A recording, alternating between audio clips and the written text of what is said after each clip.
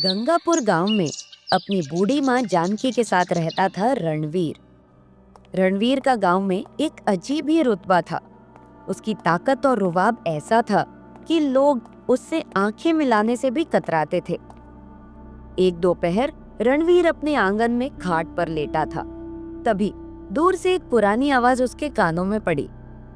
यह आवाज थी गांव के बूढ़े फटेहल कबाड़ी वाले रामू काका की, जिनकी बोरी में हमेशा कुछ टूटी फूटी चीजें होती थीं।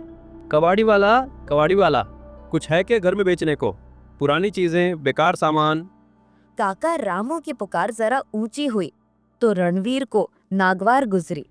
वह झटके से उठा और पहुंच गया काका के पास, उनकी कमीज का कॉलर पकड़ते हुए। अरे लतखोर, तुझे समझ नहीं आता क्या? कितनी बार मना किया है तुझे कि इस गली से मत निकलना, लेकिन तुझे समझ नहीं आता।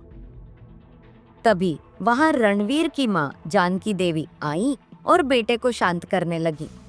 अरे रणवीर, छोड़ दे बेचारे को, देख तो कैसा सहम गया है। अगर यह बूढ़ा फिर से मेरे घर के पास चिल्लाता दिखा या किसी और को यहाँ भेजा तो इस साले की धज्जियां उड़ा दूंगा, सबको उठाकर पेड़ पर टांग दूंगा।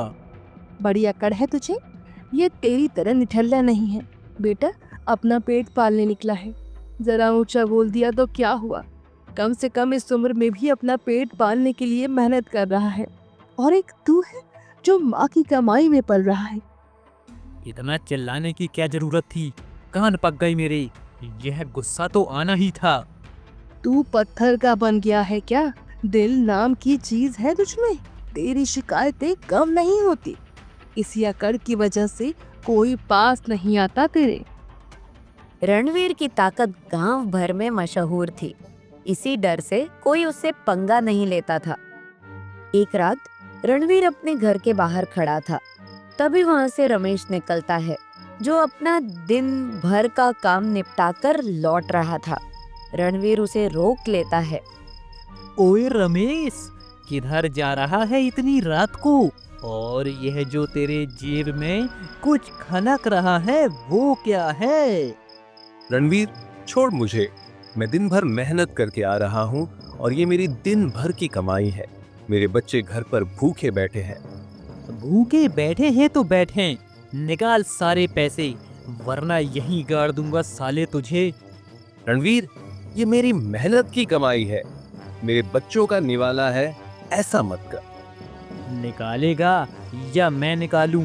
मुझे गुस्सा मत दिला रमेश। रमेश गिड़गिड़ाता रहा, लेकिन रणवीर ने उसकी एक न सुनी। उसने झटके से रमेश की जेब से सारे पैसे छीन लिए और हंसता हुआ अपने घर की ओर चल पड़ा। रमेश वहीं बेबस खड़ा देखता रह गया। रणवीर बहुत सारे नोटों की गड्डियां लिए घर में घुसा। जानकी देवी खाट पर लेटी थीं और उनकी नींद टूट गई। अरे कहाँ से आ रहा है इतनी रात गए, और ये इतने पैसे कहाँ से लाए? माँ, यह मैंने अपनी रंगदारी से कमाए हैं।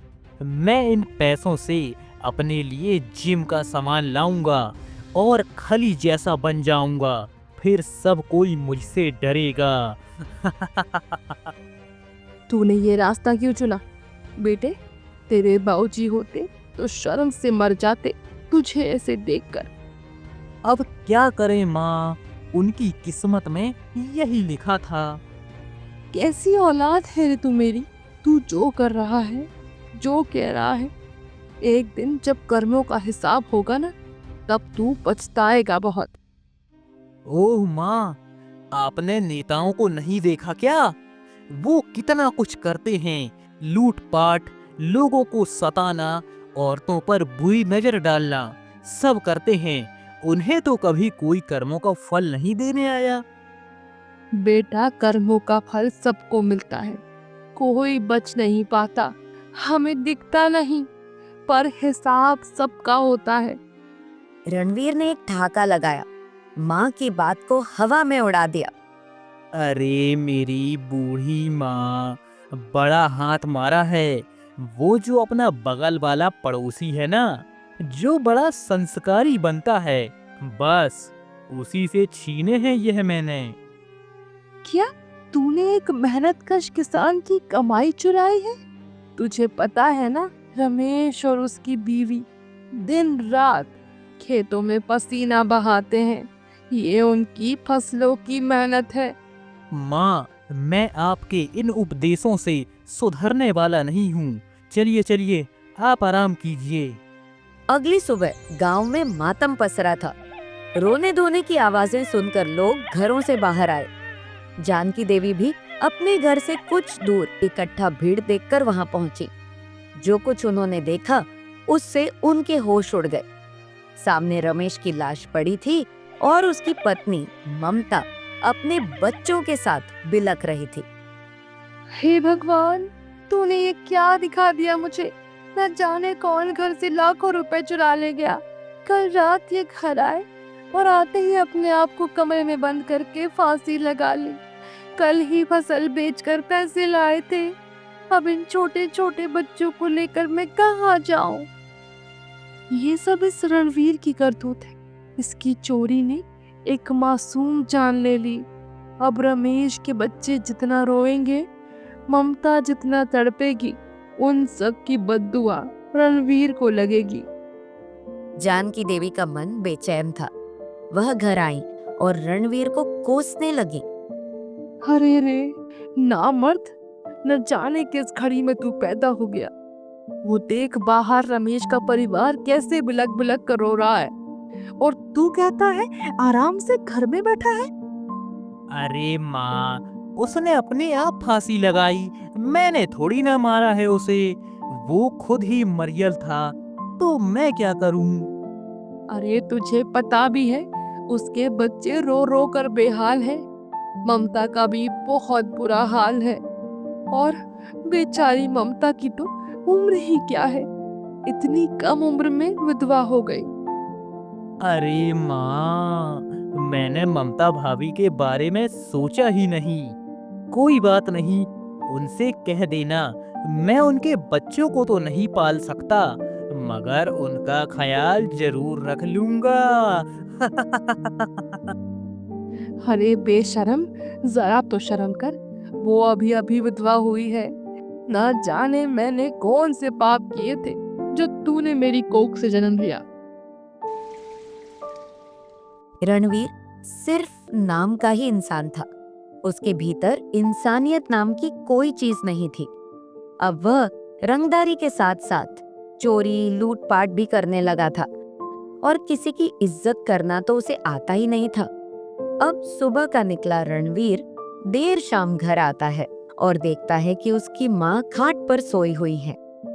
और माँ, तबीयत ठीक है ना आपकी? तुझे पता है, आज मेरे हाथ एक सोने की अंगूठी लगी है। इतना कहकर रणवीर जैसे ही माँ के पास जाता है तो वह देखता है उसकी माँ स्वर्ग से धार गई होती है। अरे माँ, माँ, ये आपको क्या हो गया? अब मेरे लिए खाना कौन बनाएगा? मेरे कपड़े कौन धुलेगा? हे भगवान, यह तूने क्या किया? अपनी माँ को खोने के बाद रणवीर बिल्कुल अकेला और लाचार हो गया था। एक दिन तक वह खुद को कमरे में बंद रखता है, लेकिन अगले ही दिन फिर से चोरी चकारी करने लगता है। माँ के जाने के बाद रणवीर और भी ज्यादा बिगड़ जाता है। एक रोज रणवीर बाजार से लौट रहा था, तभी उसे वही बूढ़े कबाड़ी वाले रामू काका दिखते हैं, जो अपने कबाड़ी के काम पर आवाज लगाते जा रहे होते हैं। रणवीर उसकी आवाज सुन लेता है और गुस्से से आग बबूला हो जाता है। साले, तू फिर आ गया? अरे नहीं नहीं बेटा, मैं तो यहीं से गुजर रहा था, और माफ करना मैं तुम्हें देख नहीं पाया। तुम जाओ, मैं शांति से बिना आवाज लगाए गुजर जाता। साले, मुझे ऑर्डर देता है, अभी तुझे बताता हूँ, रुक। इतना कहकर रणवीर उस बूढ़े कबाड़ी वाले पर टूट पड़ता है और उसे खूब मारता है और मार मार कर अधमरा कर देता है। रणवीर ने रामू काका को इतनी बुरी तरह मारा कि वह वहीं सड़क पर गिर पड़े। उनकी बोरी का सामान बिखर गया और वह दर्द से कराहते रहे। रणवीर एक विकृत मुस्कान के साथ उन्हें छोड़कर आगे बढ़ गया, जैसे उसने कोई बहुत बड़ा तीर मार लिया हो। गांव वाले ये सब दूर से देख रहे थे, लेकिन रणवीर के डर से किसी में हिम्मत नहीं हुई कि वह रामू काका की मदद करे।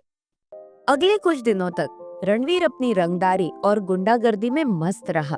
उसे लगा कि माँ के जाने के बाद वह और भी आजाद हो गया है। उसने कुछ छोटे मोटे लड़कों को भी अपने साथ मिला लिया, जो उसके इशारों पर नाचते थे। अब रणवीर के पास पैसे की कोई कमी नहीं थी। एक शाम रणवीर अपने कुछ गुर्गों के साथ गांव के बाहर शराब पी रहा था। तभी वहां से एक जवान लड़का गुजरता है, जिसका नाम था अजय। अजय रमेश का छोटा भाई था और वह शहर से अपनी पढ़ाई पूरी करके लौटा था। उसने अपने भाई की मौत और रणवीर के अत्याचारों के बारे में सुना था। उसके मन में रणवीर के प्रति गहरी नफरत और बदले की आग जल रही थी। इस राक्षस ने मेरे भाई की जान ले ली। इस गांव को इसकी जुल्मों से आजाद कराना होगा। अब इसे कोई सबक सिखाना ही होगा। अजय ने रणवीर के सामने से गुजरने की हिम्मत की और उसकी आंखों में आंखें डालकर देखा। रणवीर को यह बात नागवार गुजरी। ओए, आंखें क्यों दिखा रहा है? जानता नहीं मैं कौन हूँ? इस गांव का राजा हूँ मैं। जानता हूँ, एक कायर जो कमजोरों पर जोर दिखाता है। तुझसे तो मेरे गांव का कुत्ता भी बेहतर है। रणवीर को अजय की यह बात तीर की तरह लगी। वह गुस्से से आग बबूला हो गया और अजय की तरफ लपका। लेकिन अजय ने बड़ी फुर्ती से खुद को बचाया और गांव की तरफ भागा। रणवीर और उसके गुर्गे उसके पीछे भागे, लेकिन अजय गांव की गलियों से वाकिफ था और वह एक घर में घुस गया। अजय सीधे गांव के मुखिया धर्मपाल चाचा के पास पहुंचा। धर्मपाल चाचा एक नेक और समझदार इंसान थे, जो हमेशा गांव वालों के भले की सोचते थे। अजय ने उन्हें सारी बात बताई कि कैसे रणवीर ने उसके भाई की जान ली और कैसे अब वह पूरे गांव को आतंकित कर रहा है। चाचा, अब बहुत हो गया। हमें इस रणवीर को रोकना होगा। अगर आज हम एकजुट नहीं हुए तो वो एक एक करके हम सबकी जिंदगी बर्बाद कर देगा। उसने रमेश भाई की जान ले ली, काका रामू को अधमरा कर दिया। अब और कितनी जान लेगा वो? बेटा, तू सही कह रहा है। मैंने भी बहुत बर्दाश्त किया है। अब वक्त आ गया है कि इस अन्याय के खिलाफ आवाज उठाई जाए। हम डर डर के नहीं जी सकते। धर्मपाल चाचा ने रात भर गांव के सभी बड़े बुजुर्गों और जवानों को इकट्ठा किया। उन्होंने रमेश की मौत, काका रामू पर हुए हमले और रणवीर के बढ़ते अत्याचारों के बारे में बात की। धीरे धीरे लोगों के मन से डर निकलने लगा और उनकी आंखों में प्रतिरोध की चिंगारी दिखने लगी। हाँ, चाचा सही कह रहे हैं। अगर आज हम नहीं जागे तो हमारी आने वाली पीढ़ियां भी इसी डर में जिएंगी। हम सब अजय के साथ हैं। अब रणवीर की दादागिरी नहीं चलेगी। हमारे बच्चों को भी उसने डरा रखा है। आज इसका हिसाब होगा। अगली सुबह गांव में एक अलग ही माहौल था। सब जगह शांति थी, लेकिन यह शांति तूफान से पहले की शांति थी। रणवीर को इसकी भनक नहीं लगी थी। वह अपने घर से निकला और हमेशा की तरह अपनी रंगदारी वसूलने निकला। लेकिन जैसे ही वह गांव के चौराहे पर पहुंचा, उसने देखा कि पूरा गांव इकट्ठा है। धर्मपाल चाचा, अजय, रामू काका और रमेश की पत्नी ममता भी अपने बच्चों के साथ वहां मौजूद थी। क्या नाटक चल रहा है यहाँ? क्या भीड़ लगाई है? क्या त्योहार मना रहे हो जो मुझे पता ही नहीं? रणवीर, आज यहाँ कोई नाटक नहीं, बल्कि न्याय का फैसला होगा। आज तेरा हिसाब होगा। रणवीर ने एक ठहाका लगाया। न्याय? और वो तुम लोग करोगे? मुझे हंसी आती है। तुम सब मिलकर भी मेरा कुछ नहीं बिगाड़ सकते। हाँ, हम करेंगे। मेरे भाई की मौत का हिसाब, काका रामू पर किए गए अत्याचार का हिसाब और इस गांव के हर उस इंसान के डर का हिसाब जिसे तूने अपने जुल्मों से डराया है। अब बहुत हो गया तेरा खेल। रणवीर ने अजय की तरफ लपकने की कोशिश की, लेकिन इस बार गांव वाले पीछे नहीं हटे। 10-12 हट्टे कट्टे जवान लड़के आगे आए और उन्होंने रणवीर को घेर लिया। रणवीर को इस तरह के प्रतिरोध की उम्मीद नहीं थी। वह हैरान रह गया। उसने अपने गुर्गों को देखा, लेकिन वे भी डर के मारे पीछे हट गए थे। सालों हट जाओ, वरना वरना मैं तुम सबकी खाल खींच लूंगा। कोई नहीं हटेगा रणवीर, तेरी धमकी अब नहीं चलेगी। गांव अब जाग गया है। गांव वालों ने उसे घेर कर खूब पीटा। उसकी अकड़ और घमंड पल भर में टूट गया। मेरे पति को खा गया तू राक्षस, मेरे बच्चों को अनाथ कर दिया, तूने मेरी दुनिया उजाड़ दी, तेरी वजह से मेरे बच्चे भूखे हैं। मैंने भगवान से दुआ की थी कि तुम्हें तुम्हारे कर्मों का फल मिले। आज वो दिन आ गया है, आज न्याय हुआ है। आज इसे पता चलेगा कि सच्चा बल क्या होता है। अकेला इंसान कितना भी बलवान क्यों ना हो, जब पूरा समाज एकजुट हो जाए तो वो टिक नहीं सकता। हाँ, आज से ये गांव आजाद है। गांव वालों ने रणवीर को पकड़कर खूब पीटा और फिर पुलिस के हवाले कर दिया। पुलिस उसे अपनी हिरासत में ले गई। जेल में रहने के दौरान रणवीर ने अपने बीते हुए दिनों के बारे में बहुत सोचा। उसे अपनी माँ की बातें याद आईं। कर्मों का फल सबको मिलता है, कोई बच नहीं पाता। उसे रमेश की बेबसी और ममता के आंसू याद आए। उसे रामू काका का दर्द याद आया। हर दिन उसे अपने बुरे कर्मों का पछतावा सताने लगा। उसे एहसास हुआ कि उसकी ताकत, पैसे और रंगदारी सब बेमानी थी। जेल से बाहर आने के बाद रणवीर एक बदला हुआ इंसान था। उसने गांव में वापस आकर सबसे पहले रमेश के परिवार से माफी मांगी और उनकी हर संभव मदद करने का वचन दिया। उसने काका रामू से भी माफी मांगी। उसने मेहनत से मजदूरी करना शुरू किया और ईमानदारी की जिंदगी जीने लगा।